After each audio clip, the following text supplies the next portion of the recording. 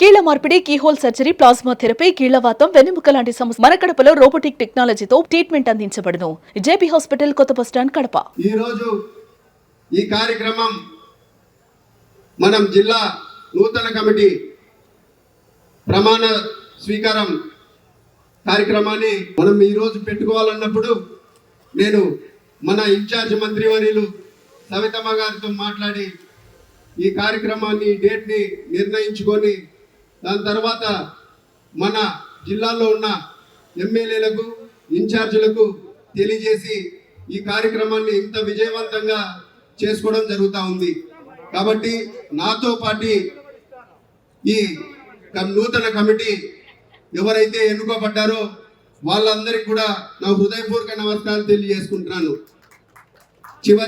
అట్లనే ఈరోజు 7 నియోజకవర్గాల నుంచి విచ్చేసిన తెలుగుదేశం పార్టీ కుటుంబ సభ్యులకు, నాయకులకు, కార్యకర్తలకు అందరికీ నా హృదయపూర్వక నమస్కారం తెలియజేసుకుంటూ ఈరోజు మనం తెలుగుదేశం పార్టీని 2004 తర్వాత మనం ఇంత పెద్ద ఎత్తున అంటే దాదాపు మన పార్లమెంట్ కమిటీలో 7 నియోజకవర్గాలకు గాను 5 నియోజకవర్గాలను గెలిపించుకున్నామంటే అది కార్యకర్తలు, నాయకులు, కుటుంబ సభ్యులే భుజానెత్తుకొని మీరందరినీ గెలిపించినారని ఈ సందర్భంగా తెలియజేస్తున్నాను.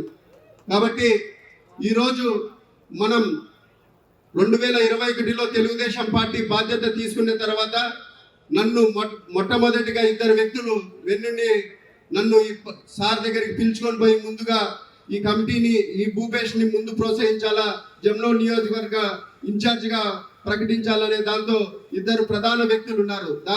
ఆ 2 వ్యక్తులు ఈరోజు స్టేజ్ పైన ఉన్నారు. ఒకరు పుత్తా నరసింహారెడ్డి గారు, ఇంకొకరు రెడ్డప్ప గారు, శ్రీనివాస్ రెడ్డి గారు అని ఈ సందర్భంగా మీ అందరికీ తెలియాల్సిన పరిస్థితి ఉంది. ఎందుకంటే ఎప్పుడైతే ఆ రోజు రామ్ సుబ్బారెడ్డి గారు పార్టీ మారి వెళ్ళిన తర్వాత జమ్నో నియోజకవర్గంలో జెండా పట్టే నాయకుడు, కార్యకర్త ఎవరు ముందుకు రాలేకపోయినారు. ఎందుకంటే మాట్లాడితే ఇది సీఎం సొంత జిల్లా, మేము పక్కన నియోజకవర్గం అనే ఉద్దేశంతో ఎక్కువ మంది ఒక భయభ్రాంతులకు, నిరంకుశ పాలనకు సాగిస్తున్న రోజుల్లో ఆ రోజు నన్ను ప్రోత్సహించి వీళ్ళిద్దరు నన్ను సీఎం దగ్గరికి, చంద్రబాబు నాయుడు గారి దగ్గరికి ఆ రోజు పిలుచుకొని పోవడం జరిగింది. కాబట్టి ఒకటి, ఏ రోజైతే మనం బాధ్యతలు తీసుకున్నామో ఆ రోజు నుంచి బూత్ లెవెల్ నుంచి క్లస్టర్, యూనిట్, ఇట్లా ప్రతి దగ్గర ఏ విధంగా కార్యకర్తలను మనము అధికారంలోకి రానికి ఏ విధంగా కష్టపడ్డామో ఈ రోజు అధికారంలోకి వచ్చిన తర్వాత కూడా, ఎందుకంటే అధికారం రావడానికి అందరినీ కలుపుకొని అందరికీ మాటలు చెప్పి మనం ముందరికి వెళ్తాం. కానీ ఏ రోజైతే మనం అధికారంలోకి వచ్చామో ఇంతమందికి ఈ ఏదైనా సమస్యలు కానీ లేదంటే ఏదైనా డెలివరీ చేయాలంటే కొన్ని ఇబ్బందులు వస్తూ ఉంటాయి. కానీ ఈరోజు ఖచ్చితంగా మన నాయకుడు, యువ నాయకుడు నారా లోకేష్ బాబు గారు కార్యకర్తల కోసం ఏ విధంగా ఆలోచన చేస్తున్నారో మీ అందరికీ తెలిసిన విషయమే. ఈరోజు మనం కడప జిల్లాలో ప్రతి నియోజకవర్గంలో దాదాపు 40,000 మంది యాక్టివ్ కార్యకర్తలు సభ్యత్వాలు చేసినామంటే ఈ రోజు నారా లోకేష్ బాబు గారి మీద నమ్మకంతోనే ఇవన్నీ చేసినాము. ఈ రోజు నారా లోకేష్ బాబు గారు కూడా కార్యకర్తలకు ఏ విధంగా ఏదైనా ఆ కుటుంబ సభ్యుల్లో లేదంటే తెలుగుదేశం పార్టీ ఏదైతే సభ్యత్వం తీసుకుని ఎవరైతే ఆర్థికంగా ఇబ్బంది పడుతున్నారో లేదంటే 50 ఏళ్ల లోపు ఎవరైనా చనిపోతారో వాళ్లకు ఇన్సూరెన్స్ పాలసీని కూడా తీసుకొని రావడం జరిగింది. కాబట్టి ఒక సైడ్ నారా లోకేష్ బాబు గారు ఏ విధంగా పార్టీ పటిష్టత కోసం కష్టపడుతున్నారో మీ అందరికీ తెలిసిన విషయమే. ఖచ్చితంగా ఈరోజు ఈ వేదిక మీద చాలా పెద్ద పెద్ద వ్యక్తులు ఉన్నారు, సీనియర్ నాయకులు ఉన్నారు. దాంతో ఒకరు నన్ను ఈ ఇన్ఛార్జ్ బాధ్యత తీసుకున్న తర్వాత పార్టీ అంటే ఏంది, ఏ విధంగా ముందుకు పోవాలనే వ్యక్తిలో మన లింగారెడ్డి సార్ కూడా ఉన్నారని కూడా ఈ సందర్భంగా తెలియజేస్తున్నాను. కాబట్టి ఒక్కసారి ఆలోచన చేయండి, ఎంత కష్టపడితే అంత మనకు అవకాశాలు దొరుకుతాయి. కమిట్మెంట్ గా పనిచేయాలని కూడా ఈ సందర్భంగా మీ అందరికి కోరుకుంటున్నాను. కాబట్టి మనం ఆలోచన చేసేది ఒకటే, ఈరోజు ఈ పార్టీ ఆఫీస్ కూడా నారా లోకేష్ బాబు గారు 25 జిల్లాలలో కూడా ప్రత్యేకంగా నారా లోకేష్ బాబు గారే దీన్ని దృష్టి పెట్టి ఖచ్చితంగా ఇది 25 పార్లమెంట్ సెగ్మెంట్లలో కూడా మనకు పార్లమెంట్ ఆఫీసులు కట్టబోతున్నారని కూడా ఈ సందర్భంగా మీ అందరికీ తెలియజేస్తున్నాను.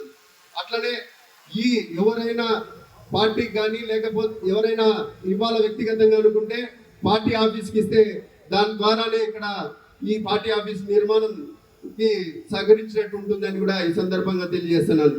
అట్లనే ఈరోజు మనం బీటెక్ రవణ చెప్పినప్పుడు ఏదైతే కార్యకర్తలకు లేదంటే ఇన్ఛార్జీలకు లేదంటే ఎమ్మెల్యేలకు ఏదైనా మనస్పర్ధలు కానీ లేదంటే చిన్న చిన్న సమస్యలు వచ్చినప్పుడు ఖచ్చితంగా నా దగ్గరికి వస్తారు, ఇప్పటికే వస్తున్నారు. కానీ నేను కూడా పార్టీ లైన్ దాటి ఖచ్చితంగా పోకోకుండా ఖచ్చితంగా కార్యకర్తల్ని కాపాడుకుంటానని ఈ సందర్భంగా మరొకసారి మీ అందరికీ తెలియజేస్తున్నాను. ఖచ్చితంగా ఈరోజు లోకేష్ బాబు గారు క్లియర్ గా చెప్పినారు, ఏ సమస్య ఉన్నా కూడా ఖచ్చితంగా పవర్ సెంటర్ అనేది జిల్లాలో ఏ నియోజకవర్గానికి ఆ నియోజకవర్గానికి ఒకటే పవర్ సెంటర్ ఉంటారు తప్ప ఈ రోజు అధ్యక్ష పదవి తీసుకున్నానని చెప్పి రెండో పవర్ సెంటర్ ఉండదని కూడా ఈ సందర్భంగా నేను ఖచ్చితంగా మీ అందరికీ తెలియజేస్తున్నాను. ఖచ్చితంగా ఎమ్మెల్యేలు లేదా ఇన్ఛార్జీలతో సమన్వయం చేసుకొని నేను ముందుకు పోతానని కూడా ఈ సందర్భంగా మరొకసారి తెలియజేస్తున్నాను. 1-2 సార్లు నారా లోకేష్ బాబు గారు పదే పదే చెప్తా వస్తున్నారు, 10 నిర్ణయాల్లో ఖచ్చితంగా 7 నిర్ణయాలు కరెక్ట్గా ఉంటాయి, ఒక 4 నిర్ణయాలు 3 నిర్ణయాలు తప్పుగా ఉంటాయి. ఖచ్చితంగా ఇదంతా తెలుగుదేశం పార్టీ కుటుంబ సభ్యులం కాబట్టి 1-2 సార్లు నా దృష్టికి కానీ నా దృష్టికి తీసుకొని వస్తే నేను ఎమ్మెల్యేల దృష్టిగా లేకపోతే ఇన్ఛార్జీల దృష్టిగా తీసుకొని వెళ్ళి ఖచ్చితంగా మన కార్యకర్త బాగు కోసం నేను కష్టపడతానని చెప్పి ఆ సమస్యను తీర్చేదానికి ప్రయత్నం చేస్తానని చెప్పి ఈ సభా వేదిక ద్వారా తెలియజేస్తున్నాను.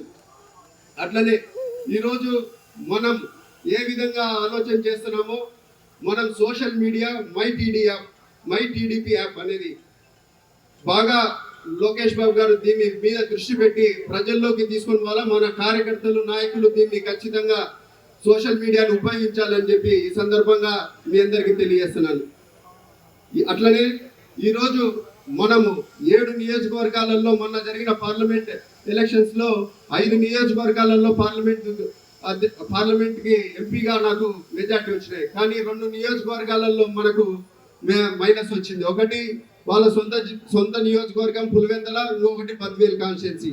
ఒకటి అక్కడ అది బీజేపీకి ఇవ్వడం వల్ల అది ఒక నష్టం జరిగింది, అక్కడ వాళ్ళ సొంత కాన్స్టిట్యున్సీ కావడం వల్ల అక్కడ నష్టం జరిగింది. కాబట్టి ఈసారి మాత్రం ఖచ్చితంగా ప్రతి ఒక్క బూత్ లెవెల్కి వెళ్ళి కష్టపడి పనిచేసి మీ అందరినీ కలుపుకొని పోతానని ఈ సభా వేదిక ద్వారా ఖచ్చితంగా ప్రతి బూత్ తిరిగి ప్రతి బూత్ లో మన తెలుగుదేశం పార్టీ ఓట్లు మెజార్టీ వచ్చే విధంగా నేను కష్టపడతానని చెప్పి కూడా ఈ సందర్భంగా మీ అందరికీ తెలియజేస్తున్నాను. అదే విధంగా ఈరోజు మనం ఈ రాజకీయాలన్నీ చూస్తూ ఉన్నాం. ఖచ్చితంగా మనము ఈ కార్యకర్తలు తెలుగుదేశం పార్టీ మనం ఏ విధంగా ముందుకు తీసుకొని పోవాలో ఖచ్చితంగా ఈరోజు ప్రతిపక్షాలని కూడా ఎండగట్టే వైఖరి కూడా మనం అందరం మార్చుకొని ఖచ్చితంగా పార్టీలో మాకు నాయకులకు కార్యకర్తలకు మనకు జరగడం లేదు కదా ఇది కదా అని మనం నిరుత్సాహపడాల్సిన అవసరం లేదు. ఈరోజు మనం మన పార్టీని మనము కాపాడుకుంటూ వస్తే మళ్ళా మనం 29లో మళ్ళా కడప జిల్లాలో లేదంటే మళ్ళా ఆంధ్రప్రదేశ్లో మళ్ళా తెలుగుదేశం పార్టీ కూటమి ప్రభుత్వాన్ని తెచ్చుకునేటట్టయితే ఖచ్చితంగా మన అందరికీ న్యాయం జరుగుతుందని కూడా ఈ సందర్భంగా తెలియజేస్తున్నాను. ఖచ్చితంగా ఈరోజు మనం చూస్తూనే ఉన్నాం. మరి ముఖ్యంగా కడప జిల్లా దాదాపు 30-40 ఏళ్ల నుంచి ఒకటే కుటుంబం రాజరిక పాలన మాదిరి నిరంకుశ పాలన మాదిరి సాగిస్తూ ఉంది. మేమేమన్నా మాట్లాడబోతే ఖచ్చితంగా మేమే డెవలప్ చేస్తామంటున్నారు. కానీ 1924లో ఒక్క ఛాన్స్ అని వచ్చిన జగన్మోహన్ రెడ్డి కడప జిల్లాకు ఏమీ చేయలేదని కూడా ఈ సందర్భంగా తెలియజేస్తున్నాను. ఈరోజు పులివెందల ముద్దునూరు మధ్య ఉన్న నేషనల్ హైవే వాళ్ళ ధనదాహాని కోసమే ఆగిపోయిందని కూడా ఈ సందర్భంగా అందరికీ తెలియజేస్తున్నాను. అట్లనే కొప్పర్తిని కూడా పూర్తిగా పట్టించుకోలేదు. అదే మన నాయకుడు 4వ ముఖ్యమంత్రి అయిన తర్వాత కొప్పర్తికి కూడా దాదాపు 2,000 కోట్ల రూపాయలతో ఈరోజు అభివృద్ధి పనులు సాగుతూ ఉన్నాయి. ఒక సైడు JSW జమ్మలమడుగులో కూడా కాంపౌండ్ వాల్ స్టార్ట్ చేసి వాళ్ళకు ఇప్పటికే హౌసింగ్ క్వార్టర్స్ కూడా కట్టేదానికి కూడా మనము మన ప్రభుత్వం ద్వారా వాళ్ళకు ఇంకా 200 ఎకరాలు కేటాయించడం జరిగింది. కాబట్టి ఒక సైడు పులివెందలను విస్మరించినారు గతంలో డెవలప్మెంట్ విషయంలో, ఒక సైడు ఈరోజు కమలాపురాన్ని కానీ కడప నగరానికి కూడా పూర్తిగా ఈ గతంలో అయితే నీళ్లు కానీ లేకపోతే ఇక్కడ ఉన్న పరిస్థితులు చాలా డిఫరెంట్ గా ఉన్నాయి. ఇక్కడ ఉన్న యువత తప్పుదారి పట్టడం జరుగుతూ ఉండింది. కానీ ఈరోజు మన ప్రభుత్వం వచ్చిన తర్వాత ఎమ్మెల్యే మాధవిరెడ్డి గారు కానీ వాసన్న కానీ పూర్తిగా పోలీసు వాళ్ళతో సమన్వయం చేసుకొని ఆ యువతను ఆ పక్కదారి పట్టుకోకుండా పూర్తిగా వాళ్ళను ఒక పటిష్టమైన భద్రత తీసుకొని ఈరోజు కడప నగరాన్ని కూడా ఒక సుందరీకరణగా ముందుకు తీసుకొని పోతున్నారు.